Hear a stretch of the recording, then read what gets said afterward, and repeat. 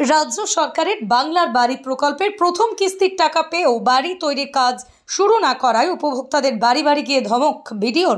এক সপ্তাহের মধ্যে বাড়ি তৈরির কাজ শুরু করার ডেডলাইন ভিডিওর, না হলে টাকা ফেরত নিয়ে অন্য কাউকে দিয়ে দেওয়ার হুঁশিয়ারি ভিডিওর। কেন্দ্র সরকার আবাস যোজনার টাকা বন্ধ করে দেওয়ায় কেন্দ্রের মুখাপেক্ষী না থেকে রাজ্য সরকার বাংলার গরিব মানুষদের মাথায় ছাদ করে দেওয়ার লক্ষ্যে বাংলার বাড়ি প্রকল্পের ঘোষণা করেন মুখ্যমন্ত্রী মমতা বন্দ্যোপাধ্যায়। বাড়ি তালিকাভুক্ত উপভোক্তাদের অ্যাকাউন্টে প্রকল্পের মোট 1,20,000 টাকার প্রথম কিস্তির 60,000 টাকা করে দেওয়া হয়। সেই টাকা পেয়েও জেলায় জেলায় এখনও অনেক উপভোক্তা বাড়ি তৈরির কাজ শুরু করেনি। আবার কেউ কাজ শুরু করলেও তা শুরুতেই বন্ধ পড়ে রয়েছে। নির্ধারিত সময়ে যাতে বাংলার বাড়ি প্রকল্পের কাজ সম্পন্ন হয় এবং উপভোক্তারা বাড়ি তৈরির কাজ শুরু করে, এ নিয়ে আসরে ব্লকের বিডিওরা বৃহস্পতিবার পশ্চিম মেদিনীপুর জেলায় চন্দ্রকোনা 2 নম্বর ব্লকের বসনছড়া গ্রাম পঞ্চায়েতের গড় এলাকায় বাংলার বাড়ির টাকা পেয়েও কাজ শুরু না করা এমন উপভোক্তাদের বাড়ি বাড়ি গিয়ে এক সপ্তাহের মধ্যে কাজ শুরু করার ডেডলাইন বেঁধে দিলেন বিডিও উৎপল পাইক। বিডিওর সাথে ছিলেন জয়েন্ট বিডিও বিকাশ কুমার বিজলি, পঞ্চায়েত সমিতির সভাপতি অলোক ঘোষ। শুধু ডেডলাইন বেঁধে দেওয়ায় নয়, 2 মাস পরও কোনো বাড়ি কেন তৈরির কাজ শুরু করেননি জানতে চাইলেন বিডিও উৎপল পাইক। এক কথায় সরকারি প্রকল্পের বাড়ির টাকা পেয়েও কাজ শুরু না করায় বাড়ি বাড়ি গিয়ে উপভোক্তাদের কড়া ধমক দিলেন বিডিও। এই বিষয়ে বিডিও উৎপল পাইক জানান, আমাদের চন্দ্রকোনা 2 নম্বর ব্লকে বাড়ি তৈরি করার সাফল্যের হার অনেক বেশি। 97 বা 98% উপভোক্তার কেউ বাড়ি তৈরি শুরু করে দিয়েছেন।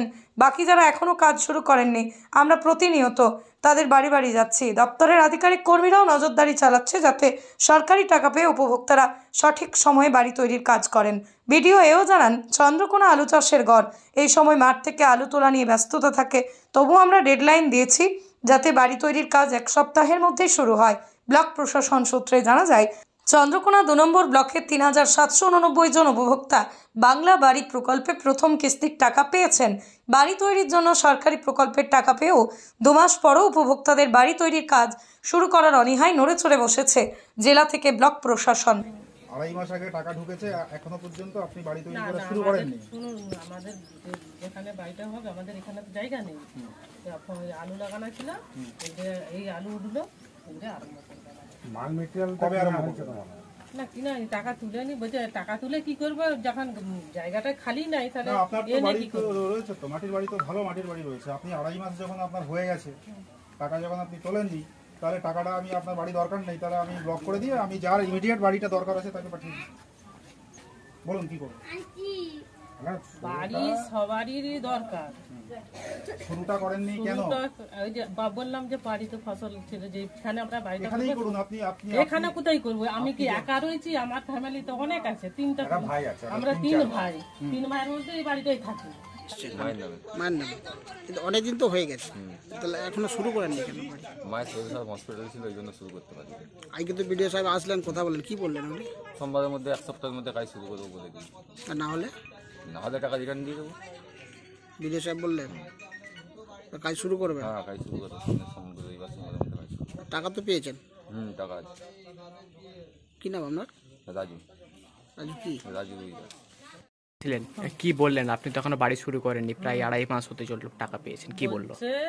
যে বাড়ি কেন শুরু করেননি, আপনার টাকা কি দূর, আপনার কি বাড়ি দরকার নেই? আপনি তো ভালোই বাড়ি আছেন, আর আপনি বাড়ি ভেঙে বাড়ি করুন।